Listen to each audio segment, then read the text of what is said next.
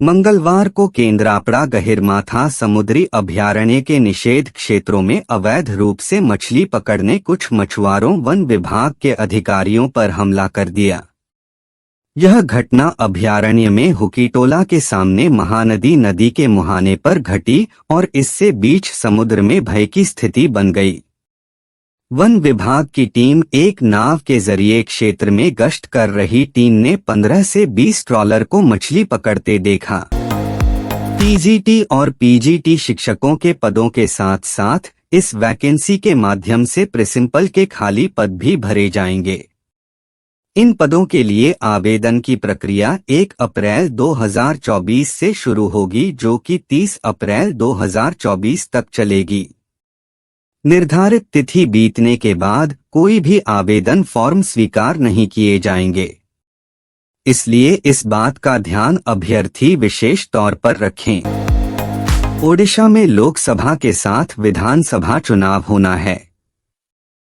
दोनों चुनावों की तारीखों का ऐलान कर दिया गया है। 4 जून को परिणाम घोषित किया जाएगा। ऐसे में चुनाव से पहले ओडिशा में नवीन पटनायक की बीजू जनता दल से वरिष्ठ नेता ने पूर्ण चंद्र राउत ने इस्तीफा दे दिया है और भाजपा का दामन थाम लिया है। ओडिशा से एक तरफा प्यार का खौफनाक मामला सामने आया है। यहां भाभी के साथ प्यार को लेकर 2 भाइयों के बीच लड़ाई हो गई, जिसमें एक की मौत हो गई। मृतक की पहचान अक्षय मांझी के रूप में हुई है। अक्षय की पत्नी को उसका चचेरा भाई अश्लील मैसेज भेजकर परेशान करता रहता था। इसका विरोध करने पर एक ने दूसरे को मौत के घाट उतार दिया। आने वाले साधारण चुनाव 2024 को स्वच्छ, अनुशासन व निष्पक्ष तरीके से कराने के लिए कटक जिला प्रशासन ने तैयारी शुरू कर दी है और इस संबंध में कटक के जिलाधीश तथा जिला मुख्य चुनाव अधिकारी विनीत भारद्वाज ने पत्रकार सम्मेलन में इसकी जानकारी दी।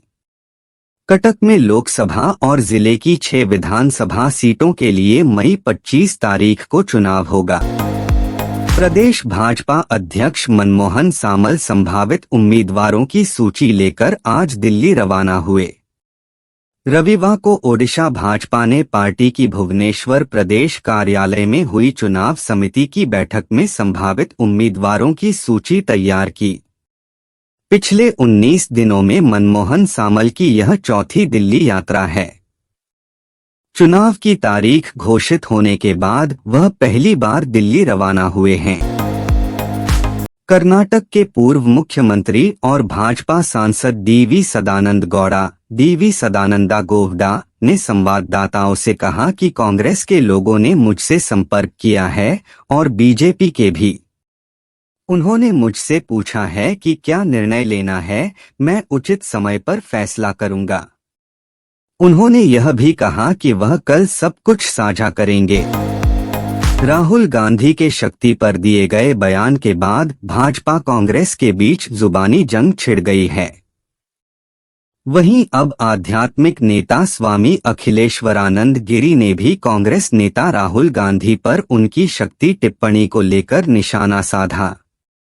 अखिलेश्वरानंद गिरी ने कहा कि प्रतिशोधी लोगों और संस्कृति के खिलाफ खड़े लोगों की ताकत लेकर शक्ति को हराने की बात कर रहे हैं, तो राहुल गांधी को भुगतना होगा। दिल्ली में कांग्रेस हेडक्वार्टर में CWC की मीटिंग हुई। कांग्रेस की मीटिंग में लोकसभा चुनाव 2024 के लिए चुनावी घोषणा पत्र मैनिफेस्टो पर चर्चा की गई। बैठक में मल्लिकार्जुन खड़गे, सोनिया गांधी और राहुल गांधी भी मौजूद रहे।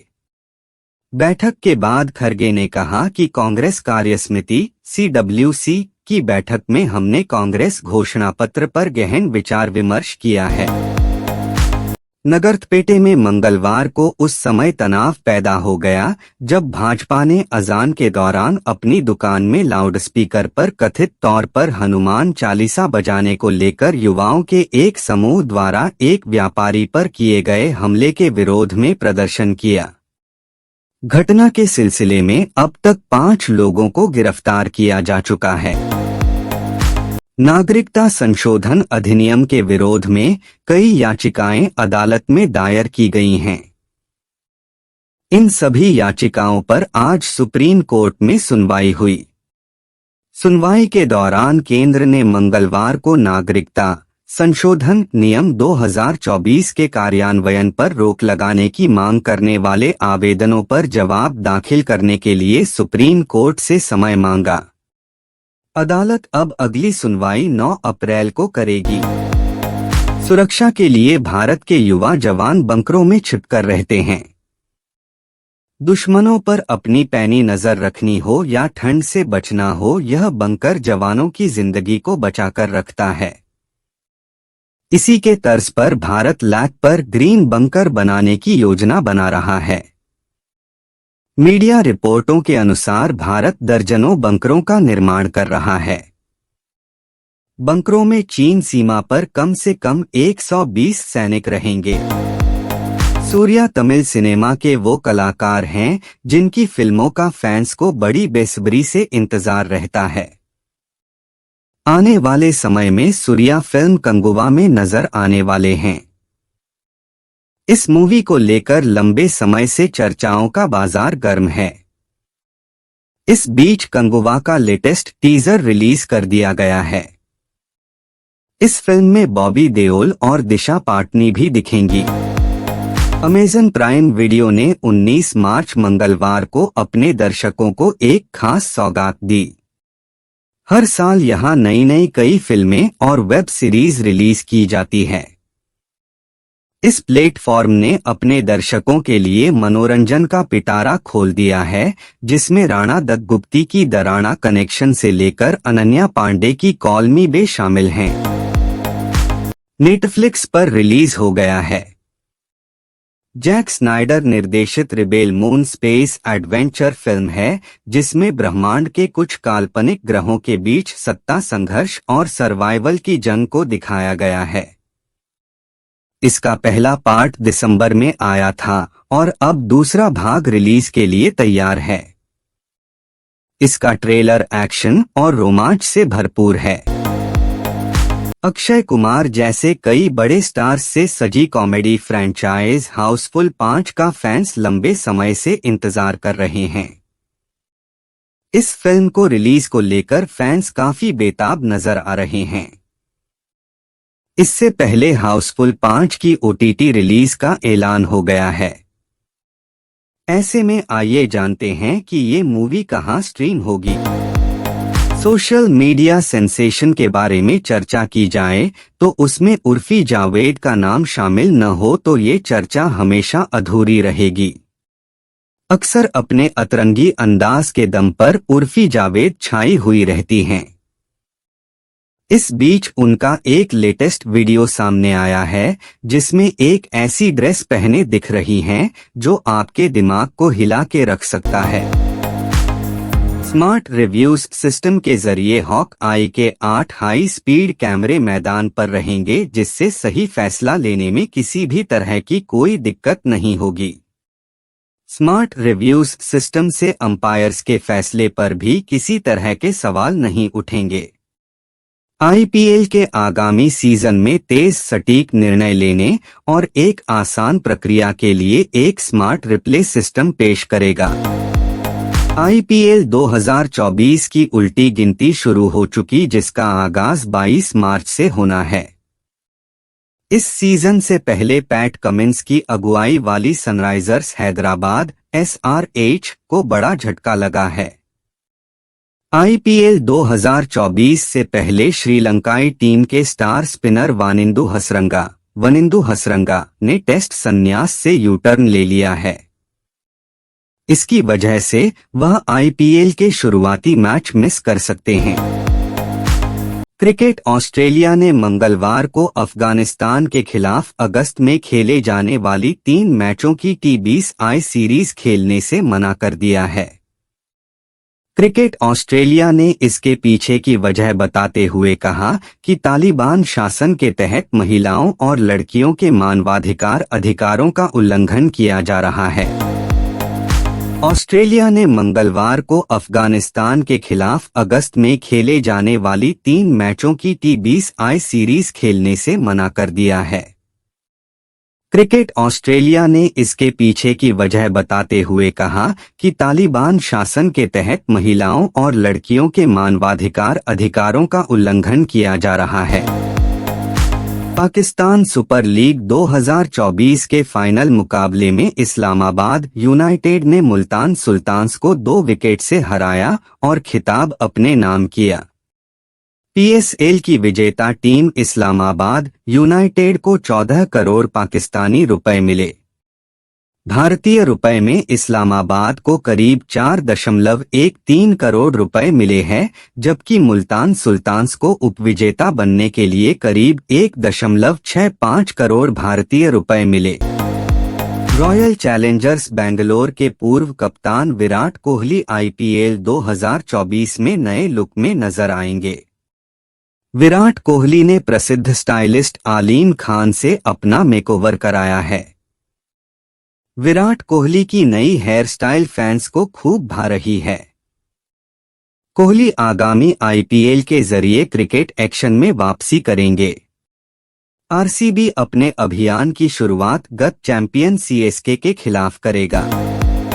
भारतीय टीम के पूर्व क्रिकेटर नवजोत सिंह सिद्धू IPL 2024 के जरिए एक बार फिर कमेंट्री बॉक्स में वापसी करने जा रहे हैं। 22 मार्च से IPL 2024 की शुरुआत होगी, जहां उद्घाटन मैच गत चैंपियन चेन्नई सुपर किंग्स और रॉयल चैलेंजर्स बेंगलोर के बीच खेला जाएगा। 60 साल के नवजोत सिंह सिद्धू का IPL के प्रसारणकर्ता चैनल ने सोशल मीडिया के जरिए स्वागत किया। RCB ने WPL 2024 का खिताब जीता। इसके बाद RCB की कप्तान स्मृति मंधाना और उनके रूमर्ड बॉयफ्रेंड पलाश मुच्छल की तस्वीरें तेजी से वायरल हो रही है। जैसे ही RCB टीम ने WPL का खिताब जीता तो मैदान पर उनके बॉयफ्रेंड पलाश मुच्छल ने उन्हें गले लगाकर जीत की बधाई दी। RCB ने दिल्ली कैपिटल्स को फाइनल में मात दी थी। इस्लामाबाद यूनाइटेड के ऑलराउंडर इमाद वसीम ने सोमवार को पाकिस्तान सुपर लीग 2024 के फाइनल में इतिहास रच दिया। इमाद वसीम ने गेंद से धूम मचाई और ये कारनामा करने वाले पहले क्रिकेटर बने। इमाद वसीम के ऑलराउंड प्रदर्शन के कारण इस्लामाबाद यूनाइटेड ने PSL फाइनल में मुल्तान सुल्तान्स को आखिरी गेंद पर मात दी। यूनाइटेड ने दूसरी बार PSL खिताब जीता। रेटिंग एजेंसी ICRA ने एक स्टडी के हवाले से कहा है कि फेम स्कीम खत्म होने के साथ इलेक्ट्रिक स्कूटर अपने पेट्रोल कंपटीटर्स की तुलना में 70% महंगे हो जाएंगे। स्टडी में यह भी दावा किया गया है कि वित्त वर्ष 2025 में भारत के दोपहिया बाजार में इलेक्ट्रिक वाहनों की रीच 8% तक बढ़ जाएगी। आइए पूरी खबर के बारे में जान लेते हैं। हीरो मैवरिक 440 दुनिया की सबसे बड़ी दोपहिया निर्माता का लेटेस्ट प्रोडक्ट है। नई पेशकश यूरोप में A2 लाइसेंस धारकों पर लक्षित होगी, जिससे इसे बड़ा कस्टमर बेस मिलेगा।